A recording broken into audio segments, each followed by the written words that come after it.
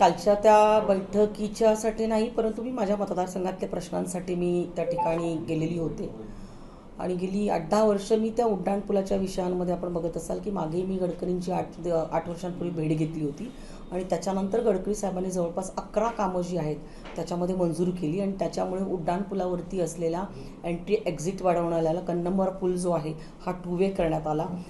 मुंबई केकेवाक कॉलेजच्या इथं ज्या खूप मोठ्या प्रमाणामध्ये अपघात घडत होता तिथं देखील फ्लायओव्हर नवीन करण्यात आला.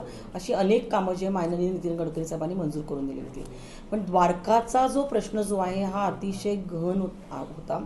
त्या ठिकाणी अतिक्रमण खूप मोठ्या प्रमाणामध्ये होतं आणि जे काही अंडरपासमध्ये त्याचे जे एक्झिट बाहेर काढलेले आहेत ते रस्त्याच्या मध्ये आहेत. त्या काही ठिकाणी चुकीच्या पद्धतीने झालेल्या आहेत आणि म्हणून गडकरी साहेबांची भेट घेण्यासाठी मी गेले होते.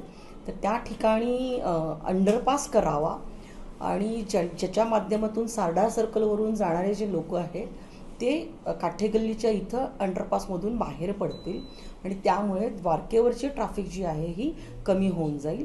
आणि त्याच्यामध्ये 2 विषय त्याच्यामध्ये आदरणीय मुख्यमंत्री महोदय आणि गडकरी साहेबांनी देखील सांगितले की जो काही समृद्धी हायवे जो आहे, समृद्धी हायवेवरून द्वारकापर्यंत येणारा जो रस्ता जो आहे तर त्याच्यामध्ये खूप मोठ्या प्रमाणामध्ये काही अडचणी होत्या. त्या दूर करण्यासाठी समृद्धी हायवे जिथं सिन्नरला उतरतो तिथून काही रस्ता जो पूर्ण जो आहे आपल्या इथं नाशिकमध्ये द्वारका पॉईंटवरती येणारा हा 6 लेन करण्यासाठीचं त्यांनी सूचना केलेल्या आहेत. आणि द्वारकेला जे आपल्या द्वारकेपासून म्हणजे नाशिक रोडपासून ते द्वारकेपर्यंत जो येतोय तो 6 लेन्स विथ फुटपाथ करण्यासाठी सांगितलं आहे आणि त्याच्यामध्ये हा अंडरपास पण.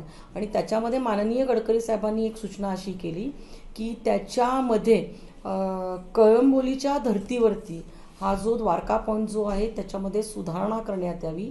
अतिशय मोठ्या प्रमाणामध्ये ह्या ठिकाणी ट्रॅफिकचा खोळंबा होतो, नागरिकांना अनंत अडचणींना सामोरं जायला लागतंय आणि त्यामुळे काल माननीय मुख्यमंत्री महोदयांनी देखील सांगितलं की 2 टप्प्यामध्ये ही कामं केली जाणार आहे. एक तर सिंहस्थापूर्वी जे काम होऊ शकते तातडीने ते त्याच्यामध्ये काम केलं जाणार आहे आणि सिंहस्थाच्या नंतरचं. आणि आज अंडरपास जर आपण बघितला असेल जो आपल्याकडे आता आहे द्वारका पॉईंटला तो गेल्या 10 वर्षामध्ये वापरला जात नाही आहे.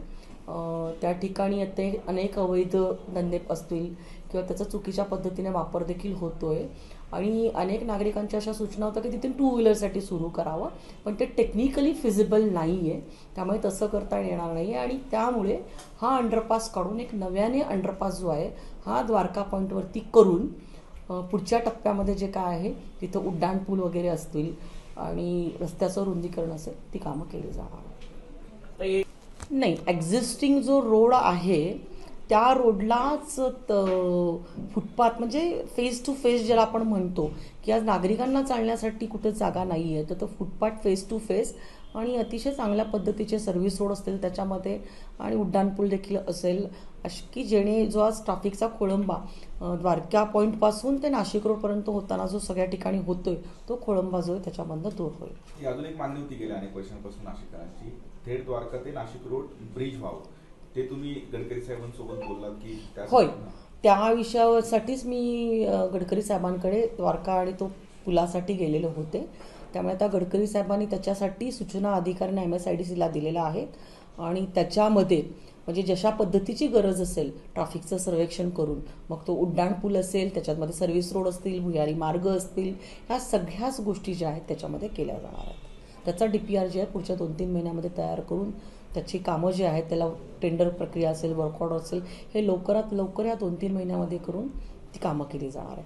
फक्त माननीय मुख्यमंत्री महोदय आणि गडकरी साहेबांनी एवढ्या सूचना त्याच्यामध्ये दिल्या ह्या द्वारका पॉईंट टू नाशिक रोडच्या विषयामध्ये, कारण सगळीच ट्रॅफिक ह्या ठिकाणून जाणार असल्याकारणे जी कामं आता तातडीने ह्या 2 वर्षामध्ये पूर्ण होऊ शकतात ती तातडीने हाती घ्यायला सांगितलेली आहे. बाकीची कामं जी आहेत बाकीचं काम जे आहे ते आता मंजूर करून घ्यायचं आणि मग त्यानंतर त्याला सुरुवात करायची. आता त्याच्यावरती गडकरी साहेबांनी आता हा रस्ता जो होता आधी नॅशनल हायवेकडे होता पण तो त्यांनी आता MSIDCकडे दिलेला आहे आणि माननीय MSIDCचे जे दीक्षित साहेब आहेत त्यांच्याकडे MDंना त्यांनी ह्याचं सर्वेक्षण करून लवकरात लवकर 1-2 महिन्यामध्ये त्याचा DPR तयार करून त्यांना अहवाल जो आहे तो सादर करण्यासाठी सांगितलेला आहे. कुंभमेळ्याच्या आधी होणार की निश्चित स्वरूपामध्ये त्याच्यातली काही कामं जी आहेत ती कुंभमेळ्याच्या आधी होणार आहे. आणि काल जे काही प्राधिकरणाची बैठक होती त्याला मी काही अपेक्षित नव्हते, परंतु मी माझ्या मतदारसंघाच्या काही कामांनिमित्तानं गेल्यानंतर तिथं ती बैठक चालू होती आणि त्याच्यामध्ये अनेक रस्त्यांची जी कामं जी आहेत त्याच्याही सिंहस्थाच्या दृष्टिकोनातून ती बैठक होती. ते नाशिक